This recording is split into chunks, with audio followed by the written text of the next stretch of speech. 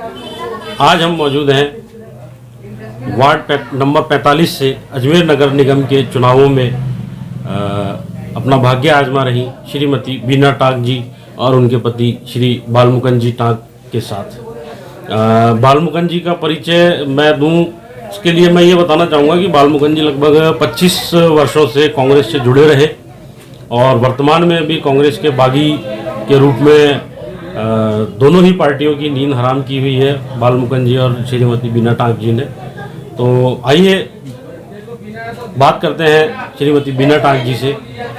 बताइए बीना जी, क्या मतलब अचानक एक घरेलू महिला होते हुए अचानक एकदम चुनाव लड़ने का कैसे? नमस्कार, मैं वार्ड 45 से बीना टाक हूँ। मेरे पति जो कांग्रेस से जुड़े हुए हैं 15-20 साल से, तो मैं ये चाहती हूँ कि मैं इस बार मैं भी मेरे वार्ड से चुनाव लड़ूं। मैंने जो कांग्रेस से टिकट मांगा था वो मेरा टिकट मुझे नहीं मिला, इस कारण मैंने अपना निर्दलीय चुनाव लड़ने का बालमुकुंद जी, आप कट्टर कांग्रेसी रहे हैं जी। आप जैसा कि आपने बताया हमें 25 सालों से आप कांग्रेस की सेवा करते आ रहे हैं। कांग्रेस पार्टी के हर छोटे बड़े कामों में आपने बढ़ चढ़ कर हिस्सा लिया। क्या वजह रही कि आपका टिकट काट दिया गया अचानक, जबकि आपको क्षेत्र से वार्ड 45 से प्रबल दावेदार माना जा रहा था और लगभग लोगों में था कि आपका टिकट कंफर्म है? देखिए, ऐसा होता है जब एक कार्यकर्ता लगातार पार्टी की सेवा में लगा रहता है और 20-25 साल तक लगातार संघर्ष करता है और पार्टी का झंडा वो लेकर चलता है, पार्टी का झंडा बुलंद करता है और कई वर्षों बाद उसको जब तजुर्बा होता है पब्लिक के बीच में, वो अपनी पैठ बनाता है, पब्लिक के बीच में जाता है, काम कराता है, तो उसे एक आशीर्वाद रूप में आशीर्वाद उसे मिलता है जनता का। और फिर वो अपने आप को जब इस काबिल बनाता है कि मैं अब जनता की सेवा कर सकूं, तब वो पार्टी से बोलता है कि साहब आप मुझे मौका दीजिए और मैं पार्षद के रूप में या किसी भी प्रतिनिधि के रूप में पार्टी की सेवा करूं। तो जब वो अपना अधिकार समझ के वो पार्टी के पास जाता है कि साहब आप मुझे सेवा का मौका दीजिए और मुझे आप पार्टी से टिकट दीजिए, मैं चुनाव लड़ना चाहता हूँ। तो वो स्थिति हर एक कार्यकर्ता के साथ मेरे हिसाब से होती है, हर एक कार्यकर्ता उस स्थिति पे आता है। लेकिन जब वो पार्टी के पास जाता है और अपना अधिकार मांगता है तो पार्टियां उसको पूर्ण रूप से विश्वास में लेती हैं कि आपको टिकट मिलेगा। तो क्या आपको भरोसे में रखा, मतलब आपको क्या कहा गया कि टिकट कंफर्म है? मुझे पूरी तरह से भरोसे में रखा गया, आप तैयारी करिए, आप तैयार रहिए, आपकी पूरी तैयारी है। मैंने बिल्कुल मेरी पूरी तैयारी, ये पूरा विश्वास दिलाया गया और मुझे ये कहा गया कि आपको कहीं और से कोई अप्रोच नहीं लगानी है, आपका टिकट लगभग श्योर है, आप तैयारी करिए। उस हिसाब से जब आदमी पूरी तैयारी कर लेता है, मैं अपनी पूरी तैयारी पे था, उसके बाद अचानक रात को 12 बजे मेरा टिकट काट दिया जाता है। सोचो क्या वेदना हुई होगी मेरे साथ, कितना मेरा मन पीड़ित हुआ होगा और कितनी तकलीफ मुझे हुई होगी, आंखों से आंसू निकल जाए, इतनी भयावह तस्वीर मेरे साथ घटित हुई है। लेकिन मैंने हिम्मत रखी, हिम्मत नहीं हारी, क्योंकि मुझे भरोसा था कि मेरा वार्ड की जनता, मेरे क्षेत्र की जनता जिसके लिए मैं लड़ता हूँ, खड़ा रहता हूँ, जिस अधिकार की लड़ाई में लड़ता हूँ, वो मेरे साथ है। उन लोगों ने मुझे बोला बालमुकुंद जी टिकट ना सही, आप लड़िए, हम आपके साथ हैं, पूरे क्षेत्र आपके साथ है। मेरे पास ऐसे ऐसे लोगों के फोन आए, उन्होंने बोला जरूर नहीं है कि हमें टिकट मिले, हम टिकट के मोहताज नहीं हैं, आप लड़िए और हम दिल्ली जीत के आएंगे और स्थानीय उम्मीदवार हैं और हम जीत के आएंगे, ये हमें भरोसा है। तो जैसा कि आपने निर्दलीय के रूप में ताल ठोकी है, मैदान में उतरे हैं और दोनों ही राष्ट्रीय पार्टियों के प्रत्याशियों के आपने नाकों चने चबवा दिए हैं, तो क्या गणित है आपका, क्या समीकरण है आपके क्षेत्र में? देखिए, पार्टियां जब टिकट बांटती हैं तो स्थानीय को टिकट ना देकर और बाहर के प्रत्याशी हम पे थोप दिए जाते हैं, तब बड़ी ही दयनीय स्थिति आती है। क्योंकि बाढ़ का क्षेत्रवासी कोई भी यह नहीं चाहता कि हम 5 साल मेहनत करें और बाहर का पैराशूट हम पे थोप दिया जाए। यहाँ वार्ड 45 को ये समझकर कि यह वार्ड इसका कोई धनी धोरी नहीं है, इस पे तो आप पैराशूट थोप दीजिए। पैराशूट थोप दिए गए हैं और जब पैराशूट थोपे तो कार्यकर्ता में रोष आना वाजिब है।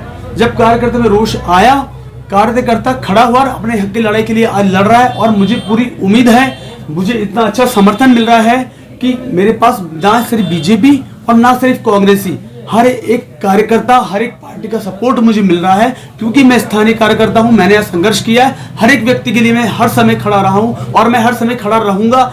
जब मैं कोई जिम्मेदार व्यक्ति नहीं था छोटा सा कार्यकर्ता था, तब भी मैंने पब्लिक के लिए काम किया है। और जब मुझे जिम्मेदारी मिलेगी तो मैं और जोर शोर से और जिम्मेदारी से मैं जब काम करूंगा, तो मैं ये कहना चाहता हूं, एक कार्यकर्ता की कदर क्या होती है। यह वार्ड इतिहास रचने वाला है और 45 से इतिहास बनेगा और वार्ड 45 ये संदेश देगा पार्टियों को कि अनदेखी की जाती है, स्थान की जो अनदेखी की जाती है उसका क्या हर्ष होता है। जैसा कि इस बार दोनों ही राष्ट्रीय पार्टियों ने, कांग्रेस और भाजपा ने, टिकटों का तालमेल सही नहीं रहा। अधिकांश वार्डों में निर्दलीय बहुत सबल और सक्षम लोग मैदान में आए हैं। तो ऐसे में आपको क्या लगता है कि भारतीय जनता पार्टी से भी एक ताकतवर बागी मैदान में है इसी वार्ड से, तो ऐसे में आप अपने आप को कहां पर रखते हैं? देखिए, मैं शुरू से राजनीतिक क्षेत्र से जुड़ा हूं और मेरी कोई सेवा 1-2 साल की नहीं है। और जो भारतीय जनता पार्टी के जो सेवक हैं वो कोई ज़्यादा पुराने नहीं है। मेरी उम्र में भी छोटी है लेकिन मेरा तजुर्बा बड़ा है। और वो लोग जो सेवा कर रहे हैं वो 1-2 साल या 5 साल के लोगों की सेवा है। तो मेरी जो सेवा है प्रत्येक व्यक्ति जुड़ी हुई है, प्रत्येक वर्ष से जुड़ी हुई है। मैं 36 कौम को साथ लेके चलता हूँ। कभी मैंने जातिवाद कभी मैं किसी चीज़ में नहीं लाया हूँ। मैं माली समाज से आता हूँ, लेकिन कभी आप किसी भी समाज में आप पूछिए कि बाल मुकुंद टाक कभी जातिवाद का झंडा बुलंद नहीं करता। हालांकि मैं अपने समाज में सक्रिय हूँ। हर छोटा बच्चा जब मीटिंग करेगा समाज की, मैं जाता हूँ। मैं समाज में किसी प्रकार कोई पद नहीं लेता हूँ, क्योंकि मुझे सिर्फ समाज के साथ रहना है, लेकिन 36 वर्गों को मुझे साथ लेके चलना है, ये भी मुझे देखना पड़ेगा। चलिए, ये तो हुई टिकटों के बंटवारे की बात, क्योंकि दोनों ही पार्टियां पसोपेश में हैं। निर्दलीय इस बार नगर निगम चुनाव में हावी है और कहा भी जा रहा है कि शायद हो सकता है संभव हुआ तो निर्दलीय मेयर बनाए। देखते हैं क्या होता है। लेकिन आइए अब हम बात करते हैं बालमुकुंद जी से, उनके वार्ड के बारे में। तो बालमुकुंद जी बताइए, आप वार्ड की क्या प्रमुख समस्याएं हैं जिनका कि आप तुरंत निवारण करवाना चाहेंगे? देखिए, चाहे सर्दी हो, गर्मी हो, बारिश हो, मैं अपने वार्ड में हर स्थिति में वार्ड का निरीक्षण करता रहता हूँ और वार्ड में घूमता हूँ। जब यहाँ बारिश थी तो ये स्थिति थी कि थाना नगर जो क्षेत्र है एक डूब क्षेत्र है और इतना बड़ा क्षेत्र है, कम से कम 1000 घर उस क्षेत्र में आते हैं। और 1000 घर का जब बारिश का पानी आता है तो निकासी की सिर्फ 2x2 की एक छोटी सी नाली है।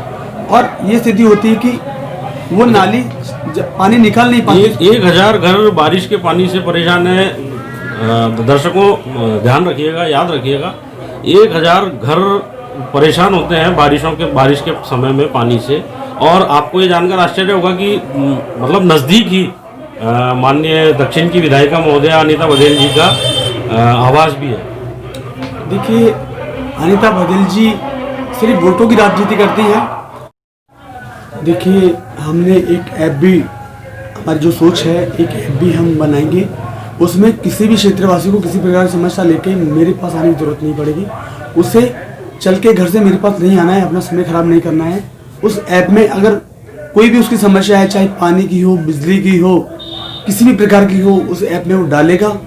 और उस ऐप के द्वारा हम जब सुबह खोलेंगे तो सबसे पहले जो कंप्लेन हमारे पास आएगी उसके आधार पे हम उन्हें प्रायोरिटी में लेकर उसका निराकरण करेंगे।